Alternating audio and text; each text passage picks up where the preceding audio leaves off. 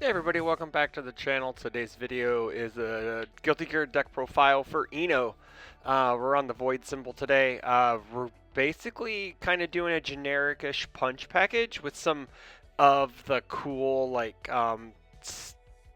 special effect cards that get bonuses off of sealing stuff or zone changes. So let's go ahead and get into it. Eno's a 721 Fire and Void. Mage keyword trait enhance changes zone of its attack. Your rival may have you seal one of their foundations to cancel this ability.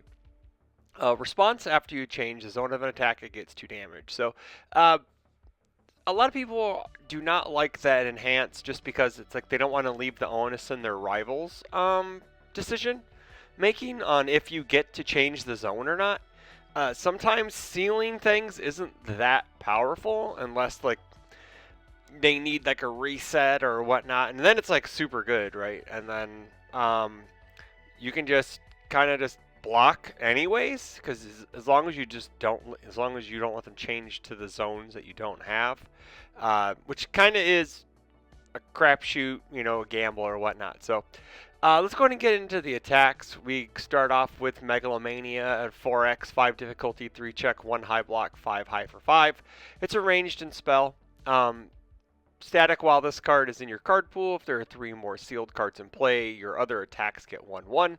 And then Blitz, seal 1 card in your rival stage. Your rival may spend 2 momentum to cancel this effect. So this is really like the big card out of Guilty Gear Strive, because being able to seal a character on an attack is very good. Issue is momentum is very plentiful in the Guilty Gear era, just because of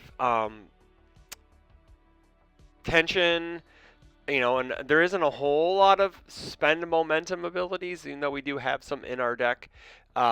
This just keeps our rivals' head on a swivel when it comes to momentum, because they're going to want to keep it if they're like a defensive character like Rodon or Deku.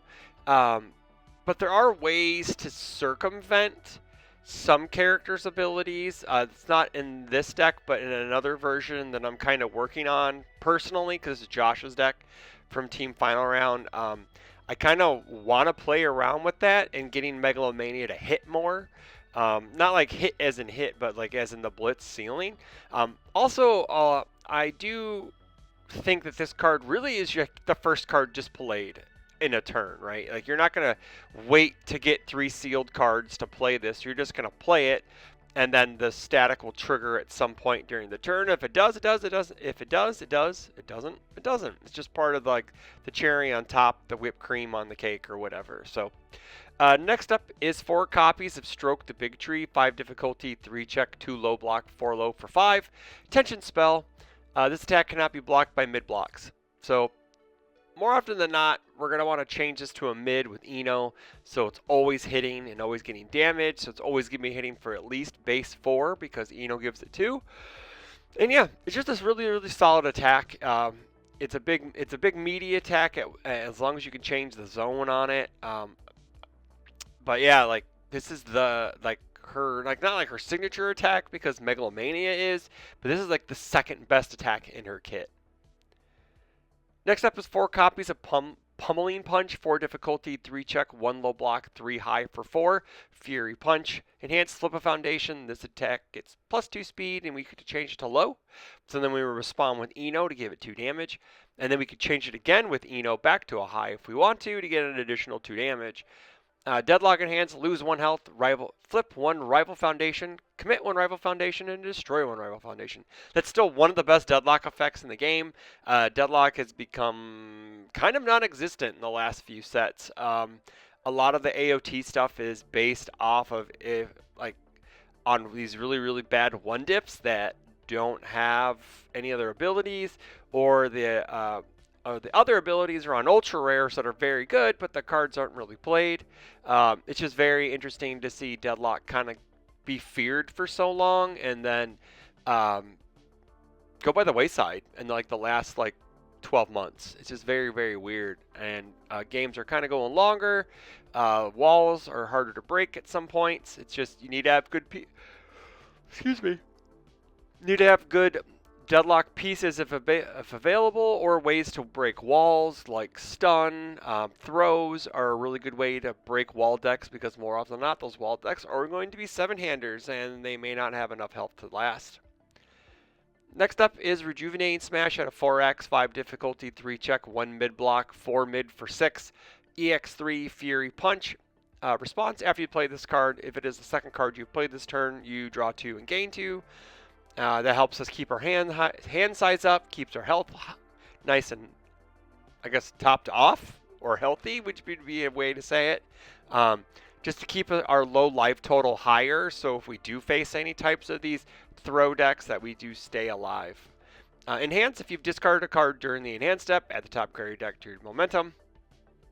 It's basically just Botan's coaching in this list. It's very, very niche, that ability, unless really your character has something on face to discard cards. More often than not, you're never triggering that for the most part. Now one of the coolest attacks in the deck, Dexterous Assault, 5 difficulty, 3 check, 1 mid block, 4 mid for 7. Here's some Deadlock Stun 2. Fury Titan, Blitz, change the zone of this attack. Response, after you play this card as a block, change its block zone to any other zone. So it's an Omni block on a +1.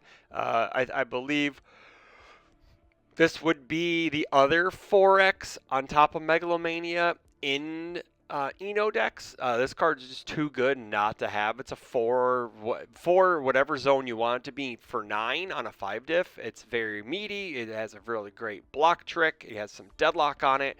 The only bad thing about this card is it is a 5 diff. That's it. Like, this card would just kick ass if it was a 4 diff, but then it would probably be an ultra rare. But yeah, it's a very, very good attack.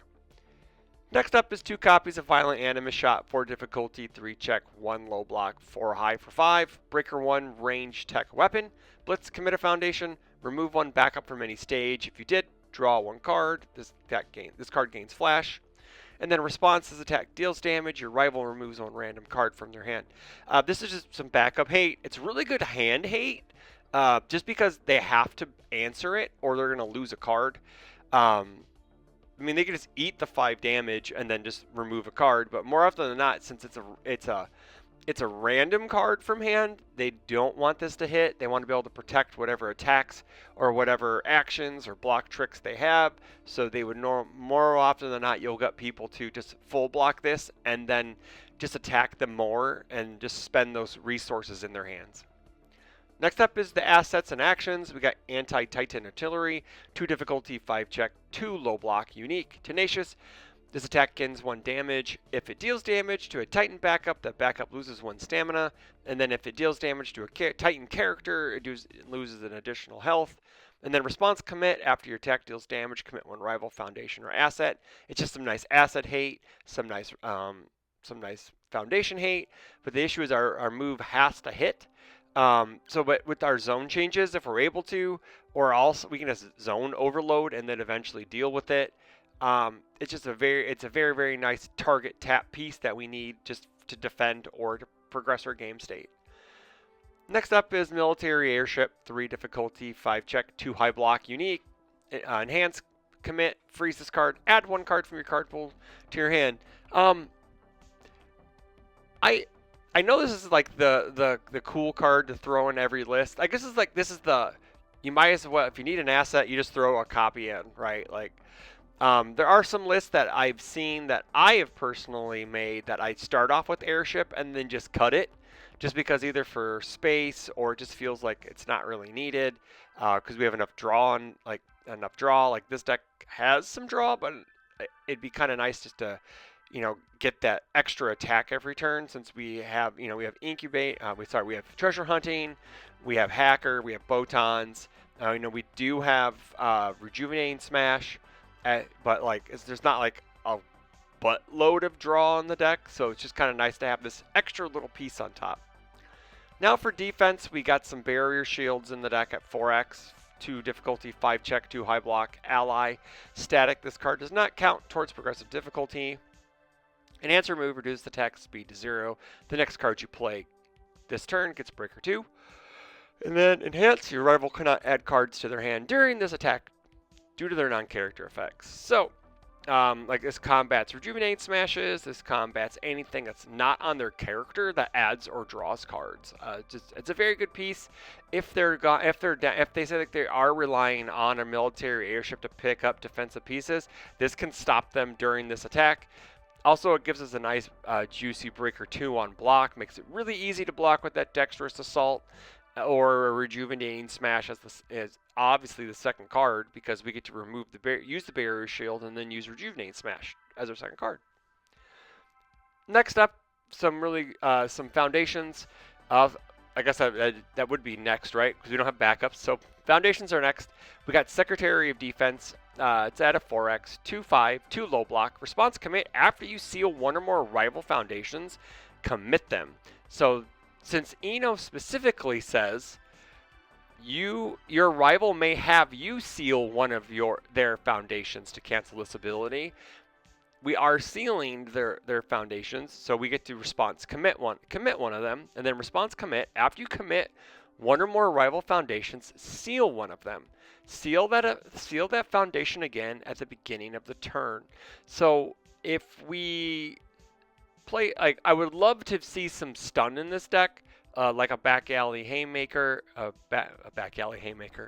attack Titan's haymaker, as some stun, ways to commit these cards. So we could use that bottom response to seal one foundation, and then we get to seal it again at the beginning of the next turn. Also, this is very good while on defense, while we're changing zones of our rivals' moves to perfect block things. Then we can commit one of those foundations, and then we can seal one of those foundations and then commit it. And then if we have more of these, we could also commit other foundations. Let's say like we don't have any offense. I don't think we have any defensive committal, so we don't. So yeah, that one never. The top part can work defensively. The bottom part is always offensive. So yeah, but this is a really neat tech piece that really works well with Eno, just because we could commit the pieces that they seal. Because more often than not, they're going to be like, okay, well you pick their best defensive piece if they let you seal it, and then you just commit it, so they can't pass checks, which is really nice. I've got 3 copies of Moment of Normalcy. This is a very, very good defensive piece that we're going to need as a 7-hander, and we're trying to block everything perfectly so we keep our health total up. This sets speed back to printed, damage back to printed, has a 3 high block. I was very surprised to see 3 copies in this list, but Josh really wants to see it because it is a big part of our defense. Now, kind of go along with Megalomania is Radiant Visage, 1/5, 3 high block. Enhance flip, mill 3, your rival spends momentum. So we want to keep them off 2 momentum at all times so we can seal their character. Mostly just because we want like the Dekus, the Rodons of the world, the Grogs of the world, just anyone who has a defensive ability on their character that since we really are playing with a lot of printed stats, because if our rival doesn't let us change zones, we are on a lot of printed stats. This allows us just to seal whatever we want in there. This allows us to use Megalomania to seal anything we want in their stage. 4 copies of Treasure Hunting, 1/5, 3 high block, form flip, draw 1 card, discard 1 card unless your rival has 15 or more cards in their discard pile. Usually after turn 2, this is just a flip draw card. Very rarely have I seen it into turn 3 or 4, it's the cycle, but normally after like turn 2, it's usually pretty good to just draw a card. Now, still one of my favorite defensive and offensive pieces in the game is Rifle Arm, 2/5, 3 low block, enhance commit. This attack gets +2 or -2 speed. If it is the only attack in its owner's card pool, it gets +3 or -3. Well, I love cards like this that you can use them on both turns. You can give your stuff speed, you can give your opponent stuff minus speed, and this gets even better as games go on, and being able to really get that -3 speed as the first attack to allow you to start chain blocking is pretty good. Speaking of blocking, we got 4 copies of Incubating, 1/5, 3 low block. Remove 1 card from your discard pile. This attack gets -1 speed.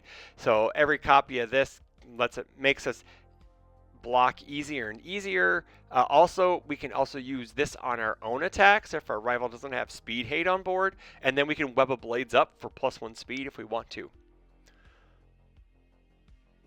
Now into a zero diff, one of the best zero diffs in the game currently. Botan's coaching 0-5, 3 mid block, flip. Both players discard 1 card and draw 1 card. So it just gives us some cycle draw while we're trying to dig for attacks, adds attacking, or looking for correct block zones.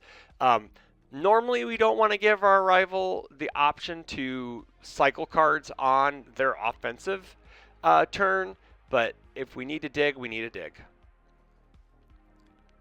4 copies of Hacker Extraordinaire, 2/4, 4 high block, response commit. After you take 5 or more damage at the top card of your deck to your momentum, and then enhance once per turn, Tenacious, discard 1 momentum, draw a card. You may flip on rival asset. So it's really good asset hate. It's still one of the more premier pieces of asset hate until rotation that permanently deal with an asset. There are attacks like post rotation, and there'll be like cards like Anti-Titan Artillery, where we're going to be able to commit them and like during the turn. But it's like there hopefully will be stuff that we can find that on Foundations that would be like like we do have Devastating Loss that is on Death attuned, but we would like to see more widely spread. But I guess maybe going in the future, some symbols just won't have answers. That they'll have to play like an infinity card like Anti-Titan Artillery or Anti-Personnel, the mobility gear or maneuvering gear from set 2 of AOT. Next up, we got 3 copies of Keeping Airy Safe, 0-5, 2 mid block, response once per turn. After this card is committed due to your rival's effect, ready it, playable, committed. Still, anti-stun hate, anti-committal hate. It's very good. We're gonna see this one. I think this one will be pretty sad to see go. Like this one's been a staple in the game for a long time. Granted, I get it. Zero should not be this good, but I think this one's probably fine as a 0. It's just, hey man, we're just gonna ready it. It's just a ready effect once per turn. That's all it does. It doesn't do anything crazy. It's just gives you a little buyback, a little defense against stun decks. Next up is 3 copies of Practical Studies, 1/5/3 high block. Enhance your rival. If your rival has not lost health this turn, we get a speed. That's sweet. And then Deadlock Enhance, your turn. Commit and steal 1 rival asset or foundation. Your attack gets 3 speed. So this gives us another target, a target seal on an asset or foundation, which kind of ticks up the box for Megalomania for getting that magic number of 3 sealed cards in any stage for the 1/1 on all the attacks. Like that's just like we're not actively going for it, but this, if it happens, it happens.